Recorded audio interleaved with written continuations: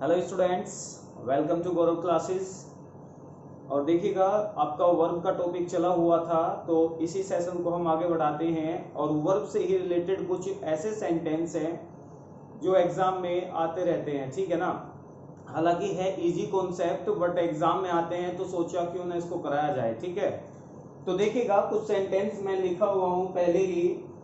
देखिएगा, जैसे पहला सेंटेंस अगर मैं देखूं, The man did not knew what his friends had planned for him, ठीक है ना। The man did not knew what his friends had planned for him, okay। खैर, एक एक को देखते चलेंगे। तो देखते हैं पहले सेंटेंस में क्या प्रॉब्लम है या क्या एरर है। आपने देखा द मैन डिड नॉट, इसमें डिड आया। एक कॉन्सेप्ट आपको पता होगा कि यदि हेल्पिंग वर्ब के रूप में डू, डज या फिर डिड आ रहा है, यदि प्रेजेंट या पास्ट इंडेफिनिट टेंस की helping verb do, does, did या फिर कोई मॉडल्स आए हुए हैं। मॉडल्स का मतलब मॉडल्स के द्वारा हम अपने इंटेंशन शो कराते हैं, ठीक है ना। तो खैर, डू, डज, डिड या किसी भी मॉडल के साथ हमेशा वर्ब की फर्स्ट फॉर्म लगेगी। ओके, क्या कहा मैंने कि यदि सेंटेंस में डू, डज, डिड या फिर कोई मॉडल आया हुआ है तो हमेशा वहां पर वर्ब की फर्स्ट फॉर्म लगेगी, और वो वर्ब की फर्स्ट फॉर्म हमेशा बेस फॉर्म में होगी। क्या कहा मैंने? Base form. क्योंकि वर्ब की जो फर्स्ट फॉर्म होती है वो दो तरह की होती है, एक तो उसकी बेस फॉर्म और एक होती है सिंगुलर फॉर्म। वर्ब की फर्स्ट फॉर्म को जब हम सिंगुलर बनाते हैं तो उसके लास्ट में एस या ईएस को ऐड कर देते हैं, लेकिन बेस फॉर्म वो होती है जिसमें एस या ईएस नहीं होता, ठीक है ना। चलिएगा, खैर इसी कॉन्सेप्ट को देखते हुए हमने देखा द मैन डिड नॉट, यानी कि ये सेंटेंस पास्ट के किसी एक्शन को बता रहा है, और ये पास्ट इंडेफिनिट का टेंस मतलब टेंस है, और डिड नॉट हेल्पिंग वर्ब आ रही है। जब यहाँ पर डिड नॉट आ ही गई है तो इसके साथ बेस फॉर्म आएगी, यानी फर्स्ट फॉर्म आएगी, और न्यू जो होता है ये सेकंड फॉर्म होता है। तो क्या आएगा? सी, फर्स्ट फॉर्म होती है सी, नो। ओके, तो क्या हो जाएगा? The man did not know हो जाएगा न्यू के स्थान पर। ओके, सेकंड सेंटेंस आपने देखा, when he was a child he would thought that there were no ghosts, ठीक है ना। तो when he was a child यानी पास्ट में बता रहा है कुछ एक्टिविटी, he would thought आपने देखा ही सब्जेक्ट है, सब्जेक्ट के बाद वुड के रूप में एक मॉडल आया हुआ है, और जैसे कि मैंने बताया कोई भी मॉडल्स होते हैं उनके साथ बेस फॉर्म आती है, यानी वर्ब की फर्स्ट फॉर्म आती है, लेकिन थॉट होता है यहाँ पर सेकंड फॉर्म, इसकी फर्स्ट फॉर्म होती है जी think. Okay, think, thought, thought, समझ में आया। तो कोई भी मॉडल्स होता है और प्रेजेंट या पास्ट इंडेफिनिट की हेल्पिंग वर्ब यानी डू, डज और डिड यदि सेंटेंस में आ जाते हैं तो उनके साथ हमेशा वर्ब की फर्स्ट फॉर्म आती है, और वो भी बेस फॉर्म आती है। ओके, नेक्स्ट देखिएगा, we can will finish it in time if we work a little faster। तो इस सेंटेंस में आप खुद से डिसाइड करिएगा कि सेंटेंस में एरर किस पार्ट में है। हालांकि पार्ट मैंने बना नहीं, बस ऐसे ही देख लीजिएगा आपको एरर किस सेंटेंस में लग रही है। मतलब सेंटेंस में तो है ही एरर, कहां पर एरर है। ओके, तो मैं आपको बता दूं, इस सेंटेंस में आपने एक चीज देखी होगी, यहाँ पर सब्जेक्ट वी है और इसके साथ दो मॉडल आए हुए हैं, कैन और विल। मैं आपको बता दूं, कभी भी एक मॉडल किसी दूसरे मॉडल को डिस्क्राइब नहीं करता, कि जैसे मैं कहूं यहाँ कैन विल को डिस्क्राइब कर रहा है, ऐसा नहीं होगा। तो हम किसी भी सेंटेंस में लगातार दो मॉडल का यूज नहीं कर सकते। हाँ, इसको ठीक करने के हमारे पास दो वे हैं, यानी दो रास्ते हैं इसको ठीक करने के, दो तरीके हैं, मेथड है। जैसे या तो हम ऐसे कर ले कि कैन और विल को एंड कंजंक्शन के द्वारा जोड़ दिया जाए, ठीक है ना। कैन और विल को किसके द्वारा जोड़ दिया जाए? एंड कंजंक्शन के द्वारा। फिर क्या होगा? We can and will finish it, मतलब कैन बताएगा कि हम कैपेबल है और विल बताएगा हमारा प्रेडिक्टेबल, ठीक है ना। खैर, तो या तो हम कर दे we can and will finish, can और विल एंड के द्वारा जुड़ जाएगा और दोनों के लिए कॉमन वर्ब आ जाएगी फिनिश। या फिर ऐसा करो, आप विल को हटा दीजिएगा या कैन लगा दीजिएगा, कैन को हटा दो फिर विल यूज कर लो, तो कैन और विल में से कोई एक यूज कर सकते हो, ठीक है। तो ये कैसे ठीक हो सकता था, जैसे मान लो, खैर मैंने अभी बताया कि कैन या विल को एंड के द्वारा जोड़ दीजिएगा तो तब सही हो जाता, अदरवाइज हम एक मॉडल के बाद कभी भी दूसरा मॉडल नहीं लिखने के, ठीक है। नेक्स्ट देखिएगा, though she is a good politician, though she is a good politician, she has never hold a ministerial post.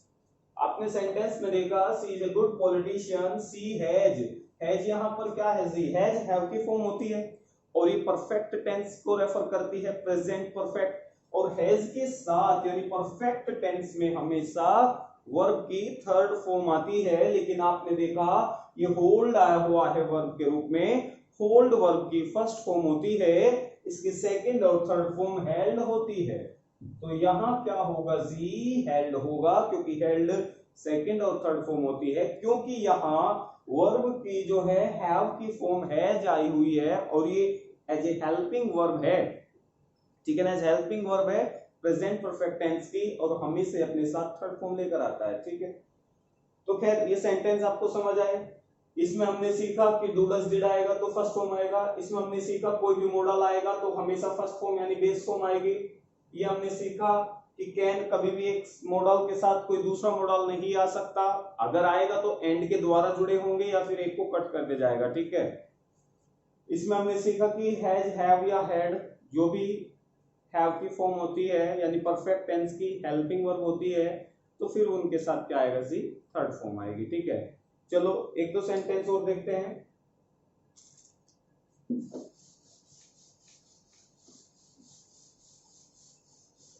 जैसे मैंने एक सेंटेंस लिखा, my friend does not has, my friend does not has a laptop, my friend does not has a laptop, या फिर he has have no doubts yet, या फिर मैंने लिखा they must have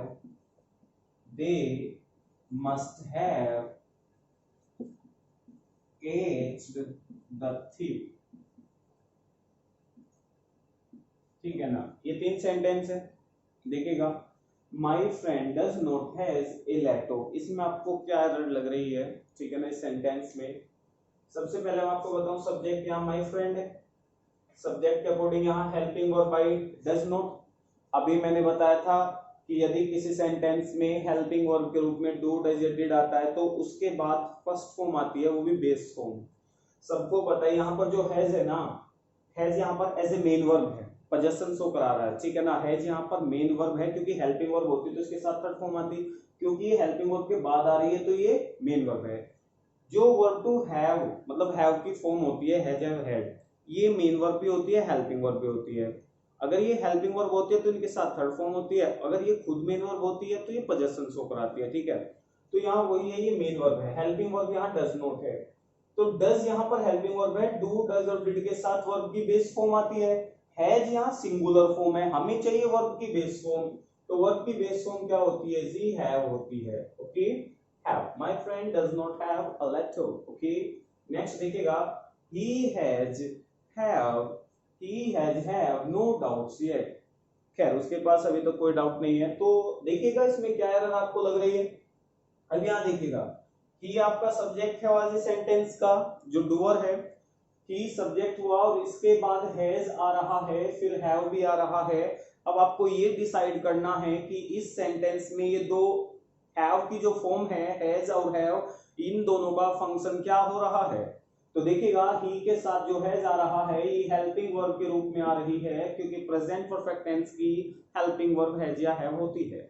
सिंगुलर के साथ हैज तो प्लूरल के साथ हैव होती है। ओके जी, चलो ये हैज हेल्पिंग वर्ब है और हैज के साथ मेन वर्ब आती है जी, वो भी थर्ड फॉर्म में, क्योंकि जो हैज हैव है वो परफेक्ट टेंस की हेल्पिंग वर्ब होती है और वहां मेन वर्ब की थर्ड फॉर्म को हम रखते हैं। ठीक है, जबकि हैव फर्स्ट फॉर्म होती है, इसकी थर्ड फॉर्म हैड होती है, तो यहां पर होगा ही has had no doubts yet. Has helping verb है और हैव की थर्ड फॉर्म हैड होती है। ओके, चलिएगा जी next. They must have catched the thief. They must have catched the thief, तो इसमें समझिएगा कि एरर यहां क्या है। ओके, देखिएगा दे आया, इसके साथ मॉडल के रूप में मस्ट आया, मस्ट के साथ परफेक्ट फैमिली हैव आ गई, ये पूरी वर्ब हो गई मस्ट हैव। मस्ट हैव का मतलब क्या है, हैव का मतलब परफेक्ट फैमिली हेल्पिंग वर्ब है, और इसके साथ थर्ड फॉर्म आनी चाहिए। कैच्ड के रूप में थर्ड फॉर्म लिखी हुई है, लेकिन मैं आपको बता दूं कैच की थर्ड फॉर्म कैच्ड नहीं होती, कैच की थर्ड फॉर्म कोट होती है, तो यहाँ कैच्ड नहीं होगा, यहाँ पर कोट होगा जी। They must have caught the thief. समझ आई कॉन्सेप्ट?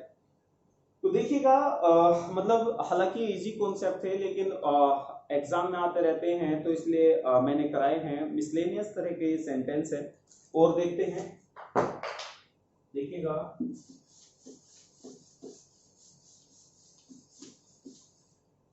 जैसे मैंने एक सेंटेंस लिखा, these students ought to more careful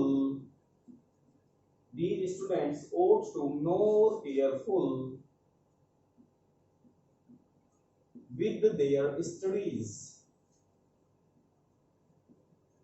okay, तो समझिएगा these students ought to more careful with their studies। तो इस सेंटेंस में आपको क्या लग रहा है कि सेंटेंस सही है या गलत है? गलत है तो क्यों है, क्या है? ठीक है, देखिएगा these students सेंटेंस का सब्जेक्ट हो रहा है, सब्जेक्ट के बाद हेल्पिंग वर्ब के रूप में एक मोडल्स आ रहा है ought to। तो एक मॉडल ought to जो होता है ये मोरल सजेशन के लिए यूज किया जाता है, ठीक है ना। तो these students ought to यहाँ पर हेल्पिंग वर्ब के रूप में है। मोर केयरफुल सबको पता है ये एडजेक्टिव होता है सी, तो यहाँ सब्जेक्ट आपको दिखाई दिया these students, इसके बाद हेल्पिंग वर्ब दिखाई दी और इसके बाद एडजेक्टिव आ रहा है। तो फिर एक क्वेश्चन उठता है कि आपने हेल्पिंग वर्ब को यूज किया है लेकिन मेन वर्ब तो है ही नहीं, ought to के बाद मेन वर्ब के रूप में तो कुछ आपको दिखाई ही नहीं दिया, तो यहाँ पर आपको मेन वर्ब चाहिए थी। अब यहाँ क्या मेन वर्ब लाए, क्योंकि मोर केयरफुल एडजेक्टिव है और एडजेक्टिव से पहले लिंकिंग वर्ब आती है, तो आप लिंकिंग वर्ब के रूप में बेस फॉर्म आएगी, बेस फॉर्म आप बी यूज कर लीजिएगा। तो these students ought to be more careful with their studies। Okay, चलिएगा खैर, तो ये सेंटेंस मैंने करा है, उम्मीद करता हूं कि कुछ कॉन्सेप्ट आपके समझ आए होंगे। खैर नेक्स्ट देखिएगा कुछ sentence.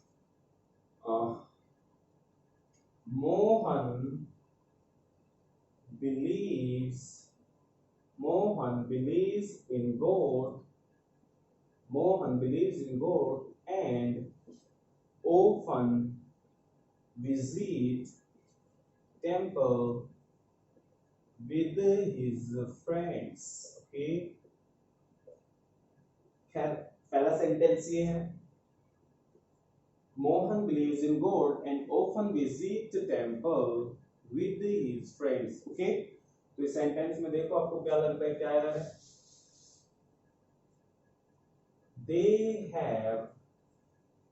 they have always and will always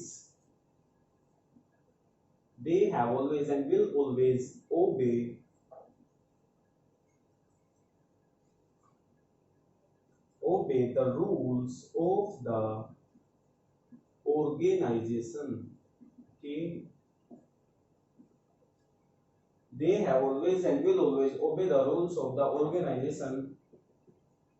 चलिए खैर ये दो सेंटेंस देखो एक बार, ठीक है।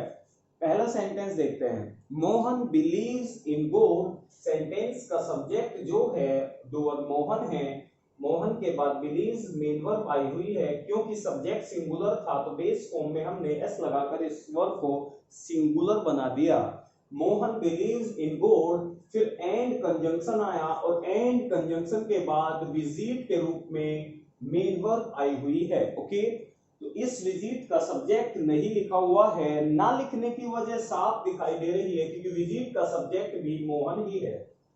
भाई विजिट का सब्जेक्ट भी मोहन ही है क्योंकि दो वर्ब है सेंटेंस में, एंड कंजंक्शन के द्वारा ये प्रेडिकेट जोड़ दिए जा रहे हैं और दोनों प्रेडिकेट का एक कॉमन सब्जेक्ट मोहन है। तो देखिएगा, जब मोहन के अकॉर्डिंग बिलीव को आपने एस लगाकर सिंगुलर बना दिया तो फिर विजिट वर्ब आप क्यों लिखोगे विदाउट एस, क्योंकि विजिट को भी तो सिंगुलर करना है क्योंकि इसका संबंध भी मोहन से है।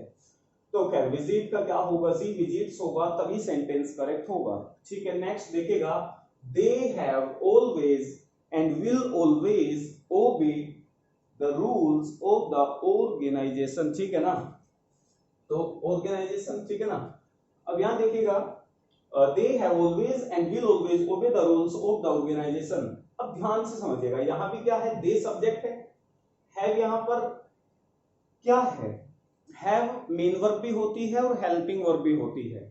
अगर मैं इस हैव वर्ब को मेन वर्ब मान लूं तो हमें मानना पड़ेगा यहां पोजेशन शो हो रहा है, लेकिन सेंटेंस में आप देखो यहां कोई पोजेशन शो हो ही नहीं रहा है, तो हैव को हम यहां मेन वर्ब न मानकर क्या मानेंगे, हेल्पिंग वर्ब मानेंगे।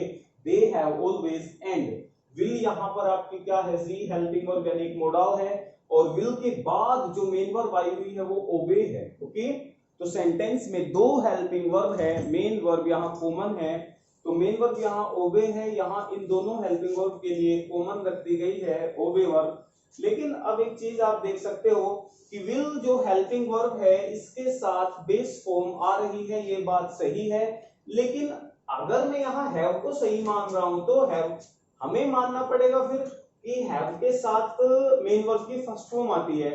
सबको पता है कि परफेक्ट टेंस की हेल्पिंग वर्ब के साथ थर्ड फॉर्म आती है, तो हम यहाँ दोनों के साथ कॉमन वर्ब नहीं ले सकते, तो हमें यहाँ हैव के साथ भी ओबे की थर्ड फॉर्म का यूज करना ही होगा, तभी सेंटेंस को करेक्ट किया जा सकता है, अदरवाइज सेंटेंस इनकरेक्ट है।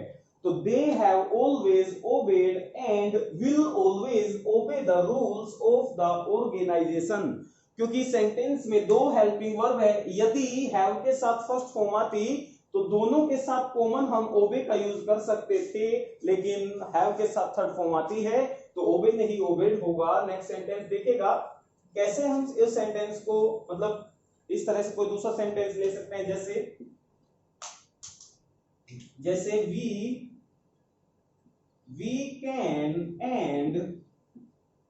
we can and should help this man।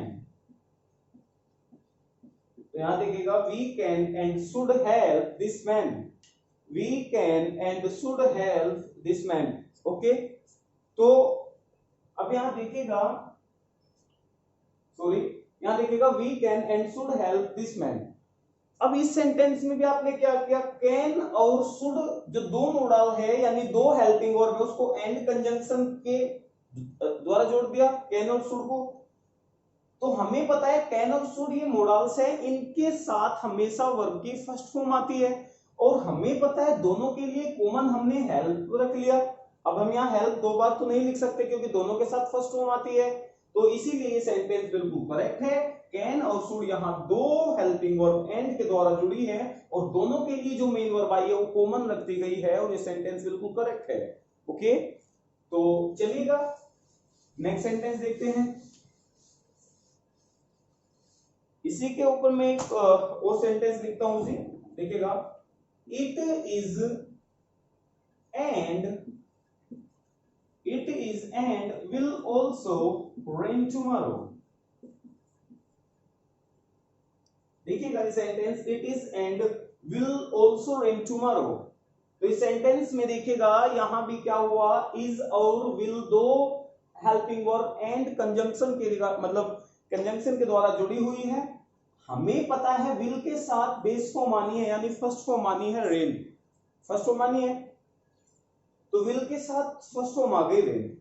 अब क्या है कि अब ये तो फर्स्ट फॉर्म आ गई, इज हेल्पिंग वर्ब है, इज हेल्पिंग वर्ब है। अब सबको पता है इज जो है ये बी की फॉर्म होती है, बी की फॉर्म होती है तो इसके साथ क्या आएगा, कंटिन्यूअस टेंस आएगा। कंटिन्यूअस टेंस क्या होता है जी, आईएनजी, आईएनजी क्या होगी जी, रेनिंग, तो हमें इसके साथ भी रेनिंग का यूज करना होगा।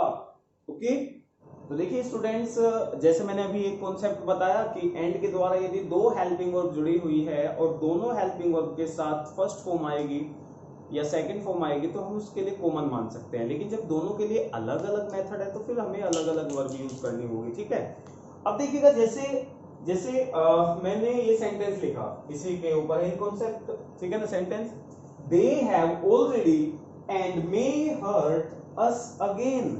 तो आपने यहां देखा इस सेंटेंस में भी यहां जो है यहाँ पोजेशन तो शो नहीं कर रहा, तो हम मेन वर्ब तो मान नहीं सकते, तो यहां पर जो है ये हेल्पिंग वर्ब है और मे भी हेल्पिंग वर्ब है। ओके, तो हैव भी हेल्पिंग वर्ब है और मे भी हेल्पिंग वर्ब है। मे, कैन, कुड, मे, माइट वगैरह ये बेस फॉर्म होती, मतलब मोडाल्स होते हैं, इनके साथ क्या आते हैं वर्ब के फर्स्ट फॉर्म, जबकि हैव के साथ आती है थर्ड फॉर्म। अभी आपने देखा मेन वर्ब यहां हमने कॉमन रख रखी है हर्ट, ठीक है। अब सबको पता है हर्ट जो होती है, हर्ट की फर्स्ट, सेकंड और थर्ड फॉर्म हर्ट, हर्ट और हर्ट ही होती है। तो क्या मैं इसको कॉमन मान लूं? अगर मैं इसको कॉमन मान लूं तो हमें मानना पड़ेगा मे के साथ भी ये थर्ड फॉर्म है, लेकिन मे के साथ तो फर्स्ट फॉर्म होती है। अगर मैं इसको फर्स्ट फॉर्म मान लूं तो फिर हमें मानना पड़ेगा हैव के साथ भी फर्स्ट फॉर्म आती है, तो हमें हर्ट को दो बार यूज करना ही होगा, और यहां हमें हर्ट यूज करना होगा हैव के साथ, तो तभी हमें मानना पड़ेगा हैव के साथ ये थर्ड फॉर्म है और मे के साथ ये फर्स्ट फॉर्म है। ओके, चलिए जी नेक्स्ट सेंटेंस देखिएगा, तो अच्छे से समझिएगा, बिल्कुल कॉन्सेप्ट क्लियर होने चाहिए।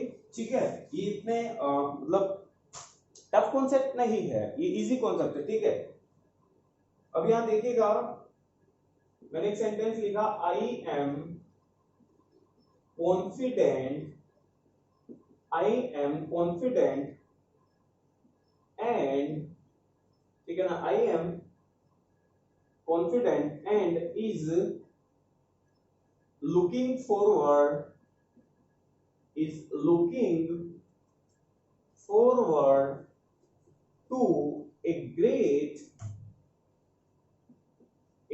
year ahead। देखिएगा इस sentence, I am confident and is looking forward to a great year ahead. Second sentence है जी, I am resting at home, I am resting at home and is watching a movie।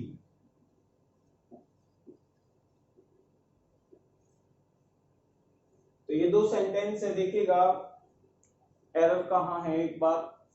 I am confident and is looking forward to a great year ahead।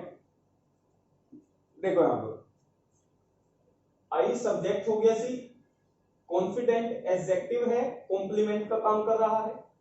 Complement से पहले जो M है ये एक linking verb के regarding यानी main verb भी होती है। जब इज, एम, आर अपने साथ कोई कॉम्प्लीमेंट लाते हैं तो वो हेल्पिंग वर्ब नहीं, वो मेन वर्ब की तरह ट्रीट होती है, जिसको बोलते हैं लिंकिंग वर्ब। ठीक है, तो एम यहाँ पर एक मेन वर्ब की तरह है यानी लिंकिंग वर्ब है, और यहाँ जो लुकिंग वर्ब है ये मेन वर्ब है, और इज यहाँ पर क्या है जी, हेल्पिंग वर्ब है। तो आपने देखा इस इज लुकिंग फॉरवर्ड जो पूरी वर्ब फ्रेज है, इसका सब्जेक्ट हमने नहीं लिखा क्योंकि इसका सब्जेक्ट कॉमन है, आई है। ठीक है, मैं ही कॉन्फिडेंट हूं और मैं ही मतलब लुकिंग फॉरवर्ड कर रहा हूं। ठीक है, तो यहां देखिएगा आई के साथ एम का यूज हुआ, ठीक बात है, लेकिन आई के साथ इज तो आता ही नहीं है, तो आई के साथ हम क्या लगाएंगे जी, यहाँ एम लगाएंगे। तो I am confident and am looking forward to a great year ahead. Next देखिएगा please, I am resting at home and is watching a movie।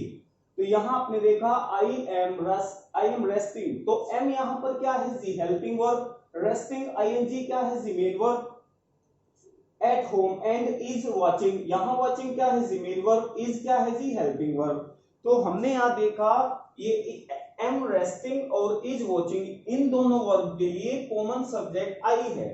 हमें पता है आई के साथ एम का यूज होता है, तो यहां हम इज कैसे लिख सकते हैं, यहां भी हमें किसका यूज करना होगा जी, यहां भी हमें एम का यूज करना होगा, लेकिन मैं तुम्हें बताऊं यहां पर हम एम का यूज ना करें तो भी ठीक है। क्यों? क्योंकि अब एक चीज बताओ, यहां भी एम हेल्पिंग वर्ब है, यहां भी एम हेल्पिंग वर्ब है, तो दो बार लिखने के लिए एक बार कॉमन मान लीजिएगा आप। ऐसा हमने ऊपर क्यों नहीं किया? ऊपर भी तो दो एम लिख रहे हैं।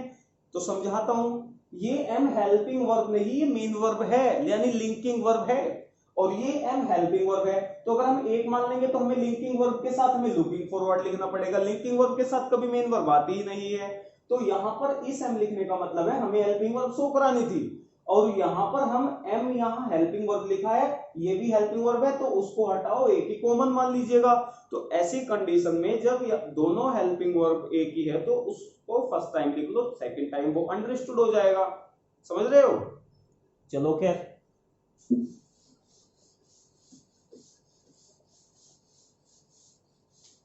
एक नेक्स्ट सेंटेंस और मे बी लास्ट हो सेंटेंस।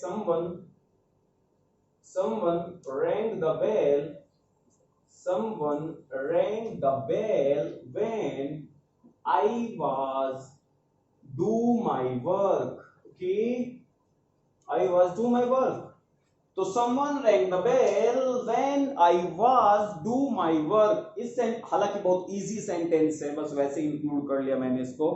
देखिएगा, someone rang the bell past indefinite है, when I was, I क्या है आपका सब्जेक्ट, was क्या है जी आपकी हेल्पिंग वर्ब, और जो was होती है ये is am are was were पहले बता चुका हूं, ये बी की फॉर्म होती है। किसकी फॉर्म होती है? बी की फॉर्म। बी की फॉर्म का यूज जब हेल्पिंग वर्ब के रूप में होता है तो इसके साथ दो कंसेप्ट चलते हैं। जब बी की फॉर्म का use as a helping verb होता है तो या तो इसको हम पैसिव वॉइस में यूज करते हैं, पैसिव वॉइस में यूज होती है बी की फॉर्म, या फिर इस बी की फॉर्म का यूज होता है कंटिन्यूअस टेंस बनाने में। कंटिन्यूअस, जब पैसिव वॉइस में बी की फॉर्म का यूज होता है तो इसके साथ हमेशा कौन सी फॉर्म आती है जी? मेन वर्ब की थर्ड फॉर्म। और जब बी की फॉर्म का यूज कंटिन्यूअस टेंस में होता है तो इसके साथ हमेशा आईएनजी आती है जी। बस फर्क ये है पैसिव वॉइस और कंटिन्यूअस होता है जी एक्टिव वॉइस में। पैसिव वॉइस क्या होता है? पैसिव वॉइस वो वॉइस की फॉर्म, मतलब वो वर्ब की फॉर्म होती है जिसमें जो सब्जेक्ट होता है वो डूअर नहीं होता, डूअर कोई और होता है। एक्टिव वॉइस में जो सब्जेक्ट होता है वही डूअर होता है। खैर, एक्टिव पैसिव बताऊंगा तो बता दूंगा। अब यहाँ बड़ी साधारण सी बात है कि आपने यहाँ आई के साथ वाज लिखा है हेल्पिंग वर्ब के रूप में, और जो यहाँ पर सब्जेक्ट है वो डूअर है, तो यहाँ आपको एक्टिव वॉइस की वर्ब यूज करनी होगी, यानी कि ये कॉन्टिन्यूअस टेंस होगा कि समवन रैंग द बेल, कोई रैंग बजाया था, उस समय मैं क्या कर रहा था? तो मैं अपना होमवर्क कर रहा था। तो डू नहीं होगा, यहाँ डूइंग होगा, क्योंकि कंटिन्यूअस टेंस में वाज के साथ आईएनजी लगेगा। कल भी बताया था कि is am are was verb के साथ फर्स्ट फॉर्म नहीं होती, या तो फिर आईएनजी होती है या फिर थर्ड फॉर्म होती है। आईएनजी कंटीन्यूअस टेंस को रेफर करेगा और थर्ड फॉर्म पैसिव वॉइस को रेफर करेगा। ओके, तो ये कॉन्सेप्ट आया समझ में? खैर, उम्मीद करता हूं जो मैंने ये सेंटेंस पढ़ा है वो आपकी समझ आया होगा। इजी कॉन्सेप्ट था बट अच्छा था, ठीक है ना, एग्जाम में आ जाता है कभी कभी। तो खैर, अब हम मिलेंगे नेक्स्ट वीडियो में, और नेक्स्ट वीडियो मेरी कल ही हो सकती है, शायद वर्ब का पार्ट ही लेकर आऊंगा। वर्ब को मैं बड़ा डीपली पढ़ा रहा हूं क्योंकि वर्ब मोस्ट इंपोर्टेंट टॉपिक होता है ग्रामर के अंदर, क्योंकि सभी टॉपिक वर्ब से जुड़े हुए हैं, इसलिए वर्ब को ध्यान से पढ़ना और कॉन्सेप्ट क्लियर करना। ओके।